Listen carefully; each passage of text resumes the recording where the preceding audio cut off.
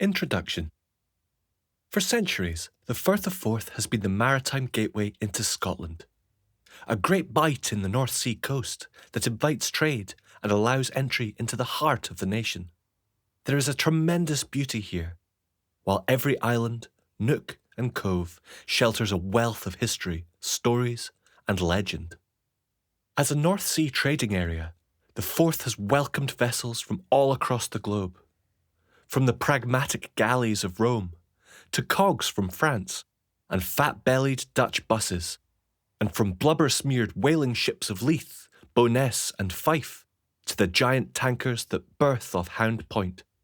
In the distant past, people termed the Forth as Scotswater, or the Scottish Sea, and salt-stained ships from Fife passed over to Norway and the Netherlands. If it was an international highway, it was also part of the transport network of Old Scotland, for muscular oarsmen propelled their ferries on half a score of routes, carrying queens and commoners, outlaws and clergy from one side of the Forth to the other.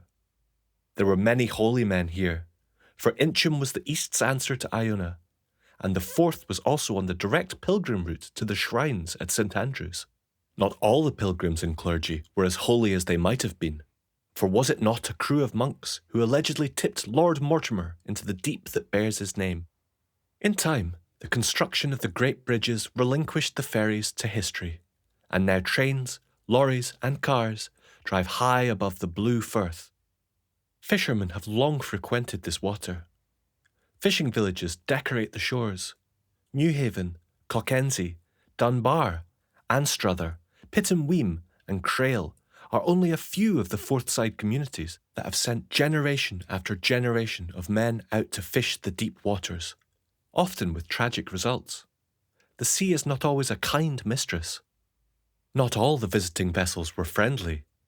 On many occasions, hostile ships entered the Forth, English intending piracy or conquest, Dutchmen looking to bombard Burnt Island, American privateers searching for plunder, and on one occasion, a French invasion fleet that anchored off Crail. In the world wars of the 20th century, German submarines probed the Forth's defences, and men watched the waters for hostile periscopes and the sinister growl of enemy aircraft.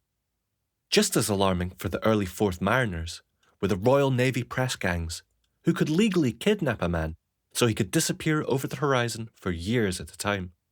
Of course, not all Forth seamen were innocent.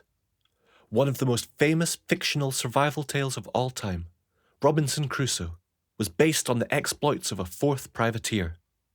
Not surprisingly, the Firth sent her seagoing sons all around the world. And when possibly the greatest clipper tea race of the 19th century took place, both leading ships had a Fife connection. Because of its history, character and atmosphere, the Firth of Forth has bred some of the finest seamen in the world. This book will open a window onto just a few of their stories and speckle them with short histories of the islands that decorate the Firth.